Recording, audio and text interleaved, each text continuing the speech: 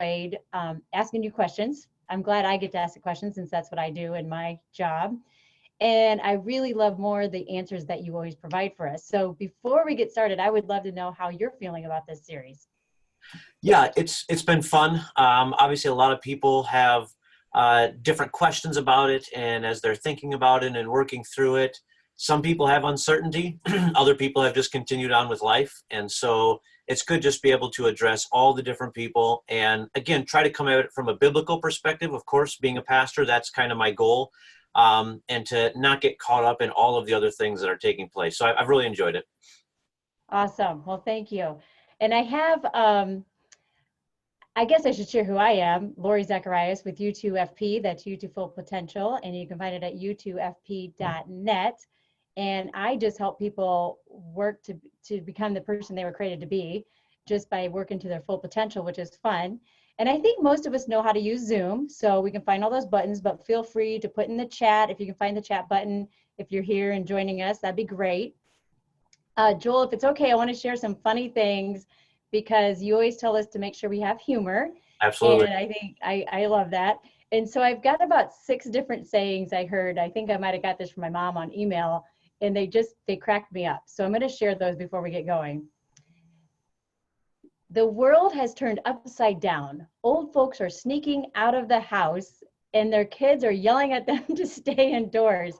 And this one cracked me up because the very first week that this was all happening, when we weren't sure if we're supposed to be leaving or going or what we're doing, we were with my parents, my sisters and I, and it was my parents who wanted to go out more than the rest of us. And so I can relate to that one. The next one was, I never thought the comment, I wouldn't touch him or her with a 6-foot pole, will become a national policy. So I found that quite funny. And then another funny one was, quarantine has turned us into dogs. I think a lot of people can relate to this. And I think of you talking about running for your ice cream runs. Quarantine has turned us into dogs. We roam the house all day looking for food. We are told no if we get too close to strangers, and we get really excited about car rides. Yeah. Yeah. So I found those funny. And then just one more. If you thought toilet paper was crazy, wait until, Monday, when all the hairdressers are going to open and we are all wanting to get a haircut appointment. Yeah. Yeah. So I found those quite funny. But awesome. Back to the Creating Certainty series, which I'm excited about to talk about today. A few weeks ago, 2 weeks ago when we started, we talked a little bit about the difference, how our mind kind of shifts from being peaceful to feeling chaotic. And I definitely think about your wife, Carolyn, who's home with your 3 beautiful children. And same thing, just struggling with wanting to do the right thing right now, being obedient, having this Christian life, and then shifting over to fear. And I think I find a lot of us doing that. And I'm just wondering if you could speak to that a little bit about how sometimes I feel really confident, obedient, that type of thing. And the next minute I'm feeling fearful or just a little bit nervous about what's happening. Yeah, it's been an interesting time because I think our entire lives we deal with this balance between fear and confidence, or fear and certainty. And it varies depending on the situation we're in. But I feel like it's more normal, more of a level playing field. There's not super high highs or super low lows. And with this coming on, this pandemic, I feel like the roller coaster has gotten a lot more rocky, even in just our own emotions and our feelings of understanding it. Certainly information overload. I feel like the information overload is sometimes more of the problem than the actual problem. And again, I find myself getting caught up in this. Right before I was on this chat with you, I was online doing research because people are constantly sending me stuff about what's going on and what's the truth and what's not truth. And I think that our fear oftentimes is not based on truth. It's also based on trying to figure out what the truth is. And in a world today where person A is claiming person B is crazy and person B is claiming person A is crazy, we don't even know what truth is anymore. So it's like somebody pulled the rug out from underneath us. And it completely makes sense that we're going to oscillate between certainty and fear. And every day I give my wife a percentage of how much I believe the CDC and how much I believe all this other stuff, and every day it changes. And it's like, it's just hard to find that balance for sure. Yeah, well, that's a great answer. I love that. I think you are right. I think we are on information overload. I mean, we can look up anything at everything's at our fingertips, right? And like you said, it's not always based in truth. And so I think that's really good.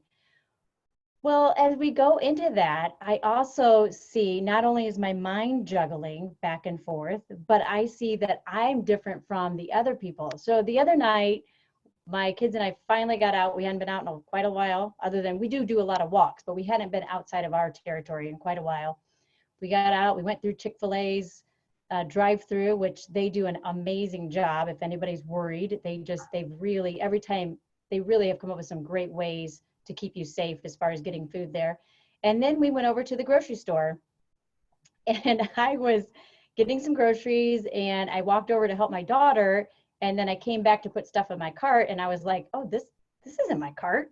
And I couldn't figure out what was going on, and I was like, oh, this isn't my cart. And I all of a sudden went, oh my gosh. I mean, I got really, really nervous because I thought I should be arrested. I mean, I'm less than, I'm closer than 6 feet.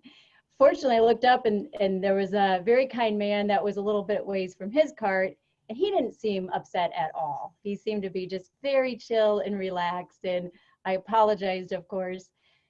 However, that could have been a really different situation, because I notice on people's faces there's a difference. You can almost tell which ones are really, really living in fear and which ones are somewhat relaxed. There's very few that seem really relaxed right now. But I guess my question is, how do I respond to people having a different emotional response than me? Yeah. And I think emotional response is the best way to put it. It's an emotional issue and how we each are dealing with this. Obviously, our age impacts how we deal with it. Loved ones that we have that maybe would be part of the vulnerable population. You know, we jokingly said the world's been flipped upside down, and now it's parents trying to sneak out. You know, and their kids saying you need to stay in.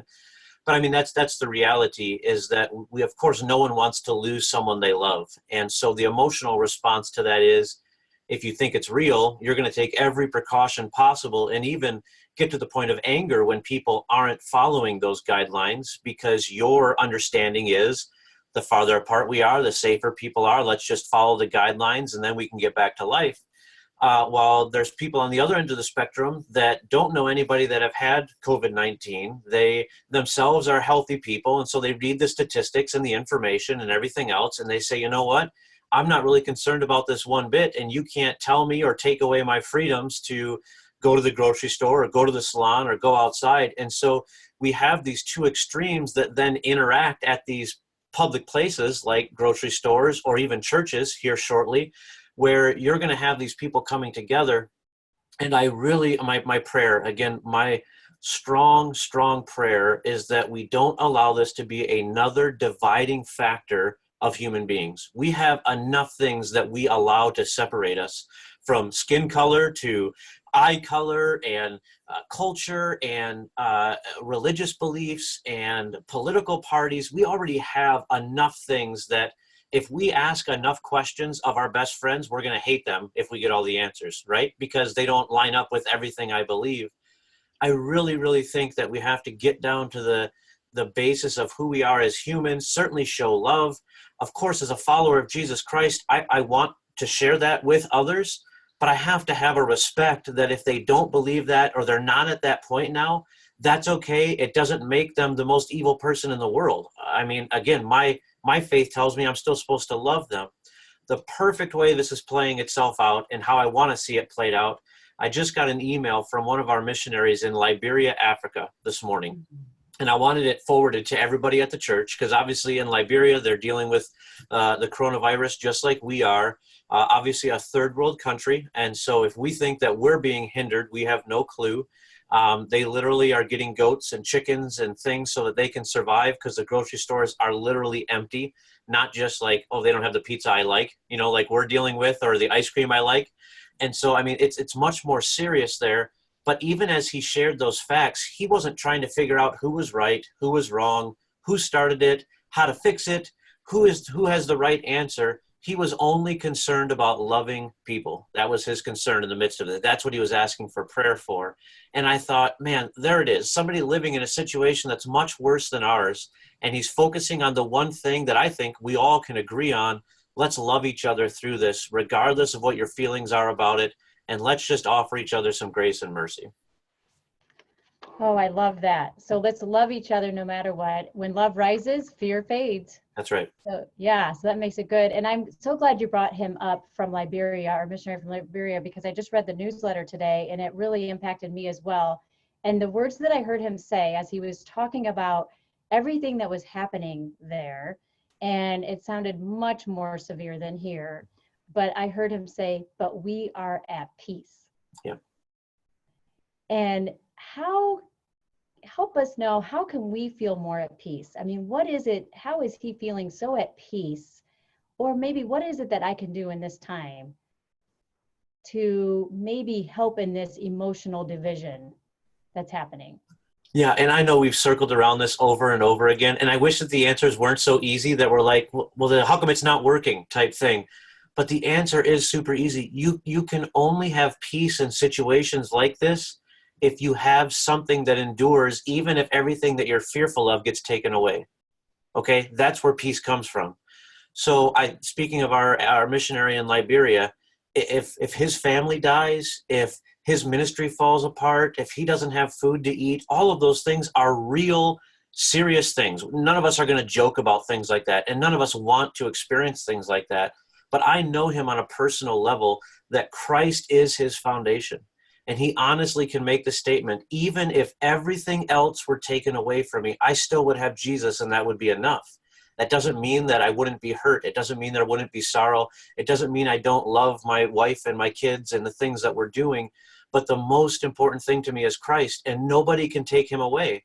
And so if that's the case, yes, I still have fear. I don't want people to get hurt. I don't want this. I don't want that. But my ultimate underlying peace, my foundation in the midst of everything, can never crumble.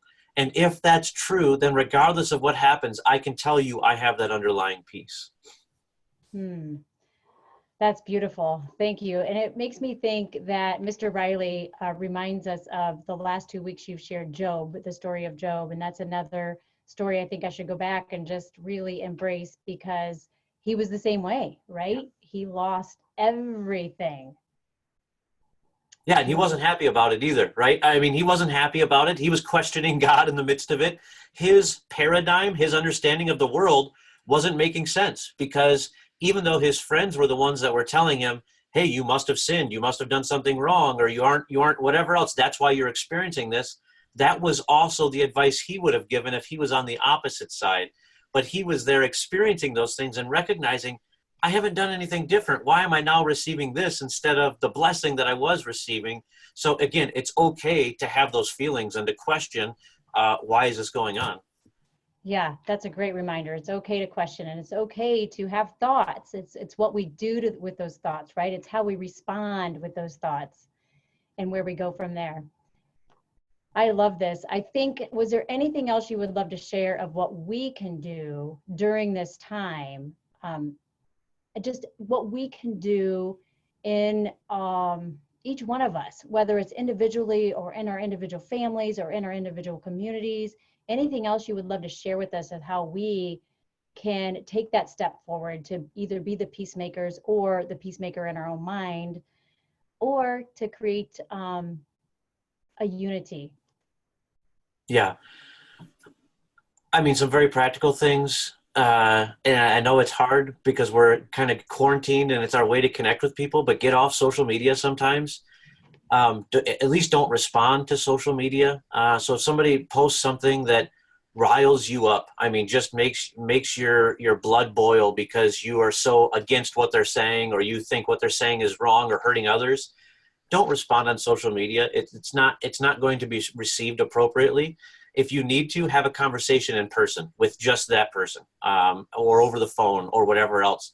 But just think about what we do on social media. It's like we have these personal conversations and we allow everybody else in on them, and they get to throw in their advice or their arrows at the other person.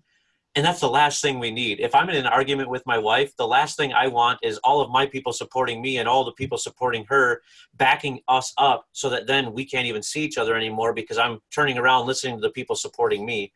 And I just feel that happens a lot on social media. So one of the things, get off of social media. If you feel your blood boiling or you're reading too much, just take a break from it.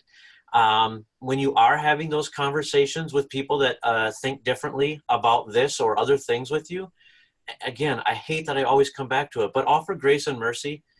We don't know their whole background. We don't know why they're thinking what they're thinking or why they're experiencing what they're experiencing, but we can still get along. This whole idea of we're just going to agree to disagree, we don't we don't have that in our society anymore. And it's something that we need to have, because once you isolate somebody so much that you now make them the enemy, you can't learn from them anymore. You can't grow from them. One of the things I love about my social media feed is that I have friends intentionally that I know view things on the exact opposite end of the spectrum I do, because I need to keep hearing those things. Otherwise, I'll find myself all the way over on the other end and not even knowing where they're coming from. So I intentionally make sure that I am talking with, interacting with, and reading things that are contrary to what I believe. And yes, they make my blood boil, but they allow me to at least have a better understanding of where they're coming from so that we can address the real issues. So that'd be my second thing. Stay off social media. And if you are on social media or talking with people or the books you read, intentionally make sure that you are connecting with others that think differently than you do. Great advice. I love that. So we need to get off social media. I think we need to just get off our phones, right? At times, and just take a break from that. I know we did that on Good Friday, and it was an awesome day because we weren't all like, on our phones. There's a great video out there that says some of the great things that this season of time is providing, and it is providing more family unity and more time together and relationship building. So we can take advantage of that. Yeah, I really resonated with you offering grace to each other. I think that's really good, or at least the word respect. If grace is too deep, I think the word respect is really helpful, that we need to respect others' views, respect where someone else is coming from. I think that could be amazing. And you also mentioned like reading certain things. We want to be open-minded and kind of try to understand the other view, but also where are we putting our time and effort? What are we filling ourselves up with? And your sermons on Sundays have been just awesome for our entire family. So thank you. Anyone who doesn't know, that's at 10 a.m. on Sunday morning, Fairview Missionary Church. You can go to their website and you can watch the virtual portion of this at 10 a.m.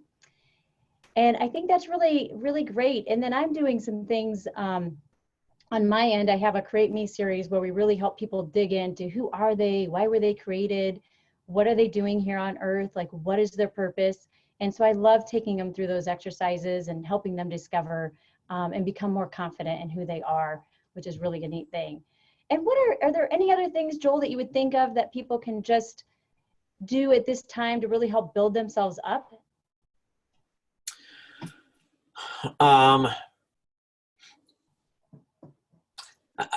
Surround yourselves with people that are fun. I mean, laugh, have a good time, enjoy life in these moments, think about the good things. I know that they're just all common sense things. Exercise, eat healthy, mentally exercise. All of those things are very good things right now. Yeah, that's true. And I think this has been a really great time to take a look at, hey, what part of my health do I need to look at? I mean, it has been a time to kind of really spin your wheels and think, hey, what area does need work and what can I do to do that? And there's so many free virtual things right now. It's been nice because you can learn whatever you want.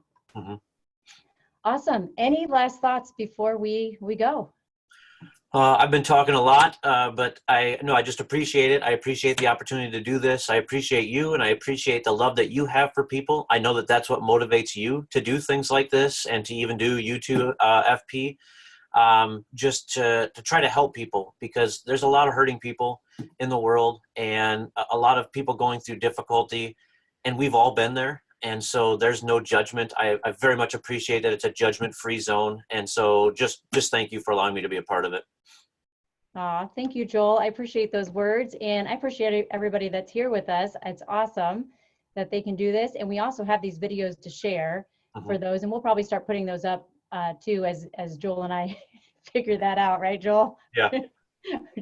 We kept trying to link with Facebook and we weren't quite getting it, but hey, maybe the next time we do a series, we'll be able to do that. Yeah. Awesome. Well, Well, thank you, Joel. And I'm going to ask you one last time. Would you love to close us in prayer? I would love to. Yes, thank you. Thank you. Father, we do thank you for the many blessings that you give to us. And again, we know that people are experiencing this storm in very different ways. And my prayer request is that you would allow us to have respect for those individuals, for those people that are viewing this from different angles. And it's certainly impacting people on different levels, health-wise, financial-wise, social-wise, mental health. And so I just pray that you would pour your spirit upon us. I just ask that we would feel your presence. For those that are going through a difficult season right now, Father, that you would just wrap your loving arms around them. Lord, that they would feel your embrace, the physical feeling of your embrace and the comfort that comes with that you would offer hope and a foundation that cannot be rattled regardless of what goes on around us. We talked about it the first week, but I pray for that proper perspective, that we would recognize that here and now is not what we were created for anyway, and that you would give us that eternal perspective. And that's where our focus would be, and that would be our driving factor for the decisions we make on a daily basis. Also help us to laugh, help us to enjoy life. We ask this in Jesus' name. Amen. Amen. Thank you so much, Joel. I appreciate it. I'm trying to find my buttons here, and I appreciate all that you've done and said. And if we need to, we'll do it next week. If not, we'll find another series we can do. Sure. Sounds good. Thanks, Lori. Thank you. All right. Bye. We'll see everybody. Thank you.